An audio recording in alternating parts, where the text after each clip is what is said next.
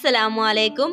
आज की इस वीडियो में हम लोग आपके लिए लेकर के आए हैं एक ऐसी मालूमात जो हर मुसलमान को ज़रूर मालूम होना चाहिए।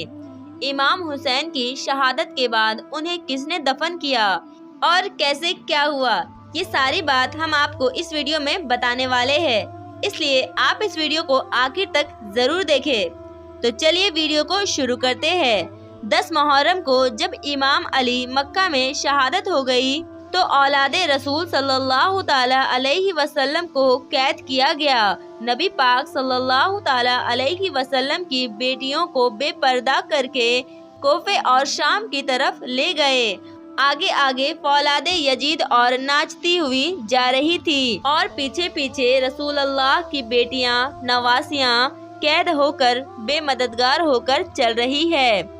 फौजे यजीद के हाथों में तमाम शहीदों के और वहाँ पर बगैर सर के बेजिस्म बिखरे पड़े रहे।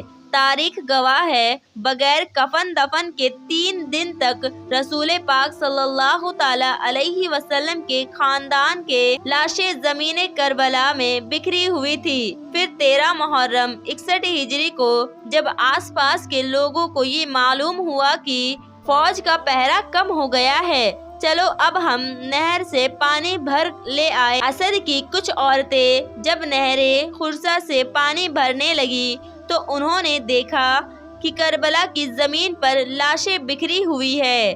कहीं पर किसी का बाजू है तो कहीं पर किसी का कटा हुआ सर। बनी इसराइल की औरतों ने जब ये आलम देखा तो रोते रोते अपने मर्दों के पास गई और जाकर कहने लगी, ए रसूल पाक का कलमा पढ़ने वालों, इस ज़मीने करबला पर रसूल पाक का खानदान था। शायद यजीद मलूम के फौज ने उनका कत्ल कर दिया है।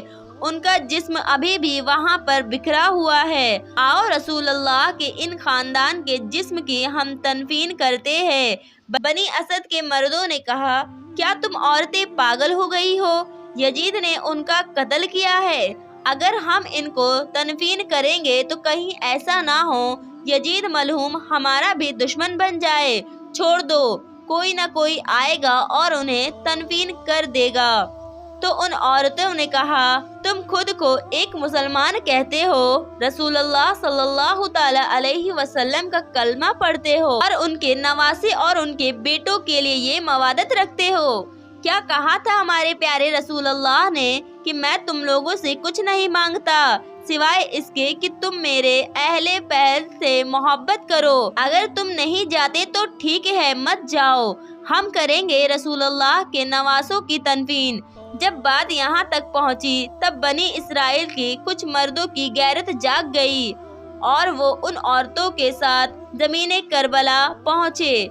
फिर उन्होंने वहां देखा कि किसी के जिस्म पर सर नहीं है तो किसी का बाजू कटा हुआ है।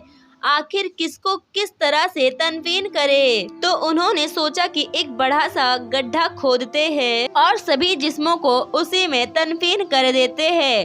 वो गड्ढा खोद रहे थे कि इतनी देर में मौजे एक घोड़ा सवार वहां पर आ गया।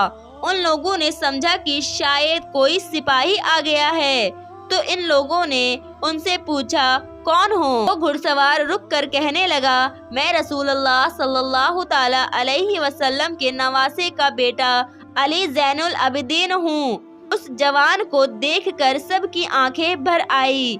इमाम ज़नीनुल अबिदीन ने रसूल पाक सल्लल्लाहु ताला अलैहि वसल्लम की अबूबे बिछाई और ज़मीने करबला से इमाम हुसैन के जिस्म को चुनना शुरू कर दिया।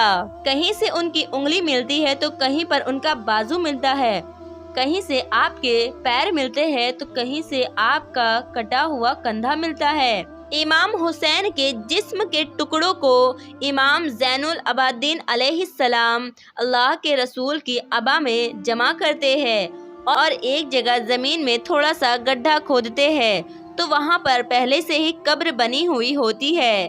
उसके बाद इमाम अलैहिस्सलाम उस कब्र में तनफीन करते हैं और उन्हीं के साथ अपने भाई अली अकबर और अली असगर को भी तनफीन करते हैं और एक कब्र बना देते हैं वहाँ जहाँ लोगों ने बहुत बड़ा गड्ढा खोद दिया था। वहाँ पर दूसरे जिस्म को तनफीन कर देते हैं। और आज भी इस जगह को शहादीन कहा जाता है। जब तमाम जिस्म तनफीन हो चुके तो किसी ने कहा, एक जिस्म रह गया है और ये कोई बूढ़ा सहाबी है और हमने इन्हें तनफीन नहीं किया।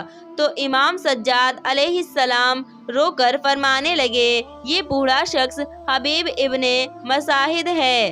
अल्लाह तबारक व ताला चाहते हैं कि इनका जिस्म ऐसी जगह दफन हो जहां जब कोई भी इमाम अलैहिस्सलाम के पास आए तो इनको सलाम करके आए। फिर आप हजरत इमाम ज़ैनुल अबादीन ने हबीब इब्ने मजाहिद को भी तनफीन कर दिया। सलाम है उन शहीदों पर जिनके जिस्म 3 दिन तक बेगैरो कफन रहे, और सलाम है इमाम हुसैन पर जिन्होंने ये कुर्बानी दी। अल्लाह तबारक व ताला हमें इमाम हुसैन के बताए हुए रास्ते पर चलने की तौफीक अता फरमाए। आमीन सुम्मा आमीन।